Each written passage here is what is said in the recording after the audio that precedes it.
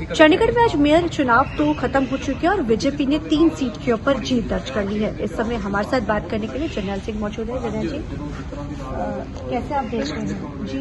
Alliance का भी आपका दामोदार रहा लास्ट मोमेंट तक, लेकिन आपके पास 11 थे, उनके पास 7 और इनके पास 18। क्लियर मैंडेट तो था, लेकिन उसके बावजूद आप चुनाव में हुए, लेकिन कांग्रेस वहां से भागी। पर आप इस जीत को कैसे देखते हैं सर? बीजेपी आज कांग्रेस की सपोर्ट से फिर अपना चंडीगढ़ में मेयर बनाने में कामयाब हुई और हमें इस चीज का पहले से ही अंदेशा था और मैं कई दिन पहले ये क्लियर कर चुका था कि आम आदमी पार्टी और कांग्रेस के बीच में कोई गठबंधन नहीं हो सकता। अपनी तरफ से वो बहुत बार ये कहते रहे कि जो भी बीजेपी को हरा पाएगा हम उसका साथ देंगे। हालांकि हमारे को कांग्रेस की हकीकत अंदर से पूरी तरह से मालूम थी, इसलिए हमने इस चीज को कभी स्वीकार नहीं किया। हैरानी की बात है कि कांग्रेस के एमपी इस चीज को स्वीकार कर रहे हैं। मनीष तिवारी जी, उन्होंने एक ट्वीट भी किया जिसमें वो भीष्म पितामह का जिक्र कर रहे हैं कि मैं गलत देखते हुए भी गलत को गलत नहीं कह पा रहा और मैं उनकी सिचुएशन को समझ पा रहा हूँ भीष्म पितामह की। तो उनको इस चीज का अंदाजा है कि किस तरीके उनकी मर्जी के खिलाफ कांग्रेस के काउंसलर्स ने बीजेपी को सपोर्ट किया और इस चीज को मान भी रहे। आप बीजेपी के सपोर्ट का जिक्र कर रहे हैं, कैसे सपोर्ट किया ये लोग जरूर समझना चाहेंगे। हालांकि ये तो पहले से ही सारी चीजें बहुत क्लियर था कि 18 वोट बीजेपी के पास थे और 11 और 7 मिलकर 18 तो एक फाइट बन रही थी। और जैसे ही 7 के साथ कांग्रेस के काउंसलर्स प्लस एमपी साहब मेयर की वोट डाल के एग्जिट होते हैं, वहां से वॉकआउट करते हैं वोटिंग से, तो आप अंदाजा लगा सकते हैं कि वो किसी तरीके से आम आदमी पार्टी का साथ देने को तैयार नहीं थे और बीजेपी को हर तरीके से जिताने के लिए उत्सुक थे।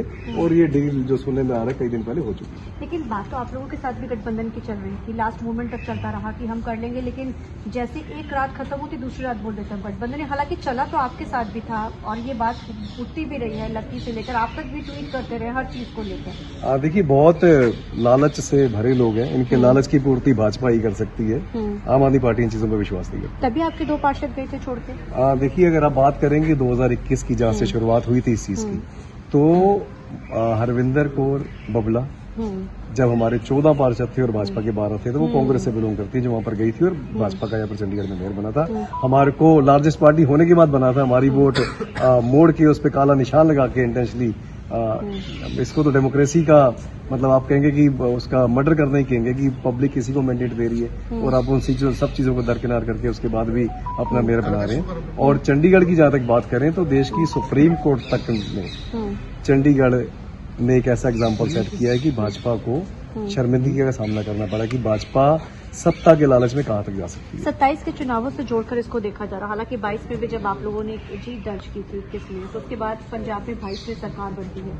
अब भाजपा कहती है जो आज फतवा हुआ वो 27 में आप इसको, क्योंकि आप तो इसको बड़ी माइन्यूटली और आपने पूरी स्ट्रेटेजी तक तैयार करी, अब आप इसको किस तरीके से? चंडीगढ़ वालों के पास जाएंगे। चंडीगढ़ के लोग बहुत समझदार हैं। भाजपा ने पिछले 4 सालों के अंदर चंडीगढ़ में जो नाकाम गवर्नेंस दी है वो लोगों के सामने रखेंगे और चंडीगढ़ वालों से अपील करेंगे कि पिछली बार आपने हमें बहुत प्यार दिया, हम पहली बार इलेक्शन लड़े तो भी आपने हमें लार्जेस्ट पार्टी बनाया, पर सीटों की थोड़ी कमी रहेगी। इस बार हमें खुला आप मैंडेट दें ताकि ना तो ये हॉट सेटिंग हो सके चंडीगढ़ में और एक स्टेबल कारपोरेशन रहे जो कि अपनी कही बातों को, अपने कहे वादों को पूरा करना चाहती है। धन्यवाद सर। तो ये थे हमारे साथ बात करने के लिए जनरल सिंह। कैमरामैन जैसे के साथ चंडीगढ़ से TV9 के लिए अमनप्रीत कौर।